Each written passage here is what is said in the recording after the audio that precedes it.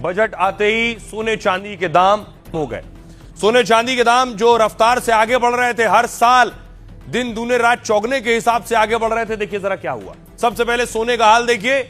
29 जनवरी को 1,69,000 में 10 ग्राम सोना था। उसके बाद देखिए 30 जनवरी को 1,49,000 में आया, गिरा है सोना। उसके बाद 1 फरवरी को 1,38,000 और गिर गया है। और फिर ये 1 फरवरी को 1,60,000। अगर देखिए जरा दो तस्वीरें, ये बजट से पहले की देख रहे हैं, यानी 30 को 1,49 था और जैसे ही बजट आना शुरू हुआ, बजट से पहले 1,38,000 पर आ गया, गिर गया। और बजट के बाद देखिए कैसे सोना की चमक बढ़ गई है और 1,60,000 प्रति 10 ग्राम पहुंच गया है। यह सोने का हाल था। आइए, बड़ी बात यह है कि सोने के दाम आखिर क्यों बढ़ रहे हैं, कब तक बढ़ेंगे और कहां जाके।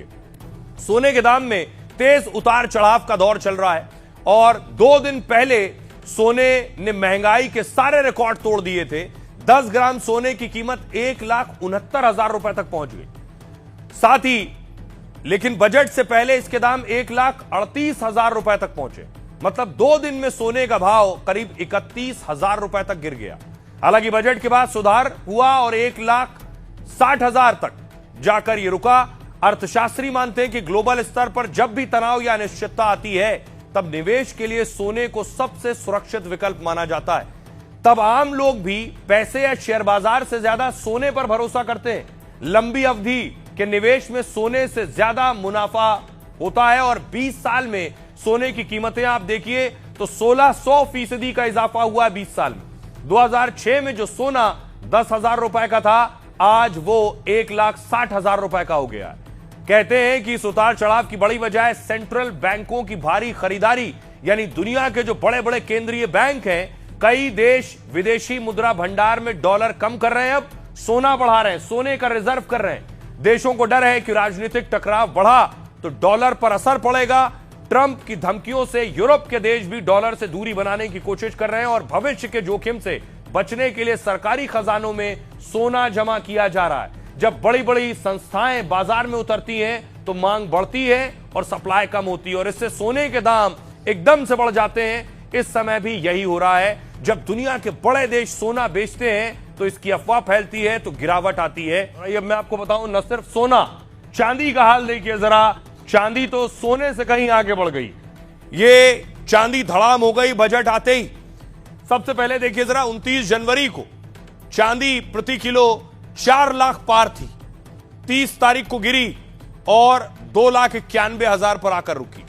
उसके बाद फिर देखिए जरा, 1 फरवरी बजट से पहले 2,84,000 यानी गिरी थी और बजट के बाद देखिए 2,65,000 पर आकर चांदी रुकी है। क्या चांदी अभी और गिरने वाली है या चांदी रिकवर करेगी, बड़ी बात यह है। आइए आपको बताऊं चांदी का हाल ये क्यों हो रहा है, जो हाल लगभग सोने का है। सोने ने तो फिर भी बजट खत्म होने के बाद बेहतर प्रदर्शन किया है। साल 2000 में सोचिए चांदी की कीमत 8,000 रुपए प्रति किलो थी। 29 जनवरी को चांदी 4 लाख रुपए के पार पहुंच गई। 26 साल में चांदी में 5,000% का इजाफा हुआ है।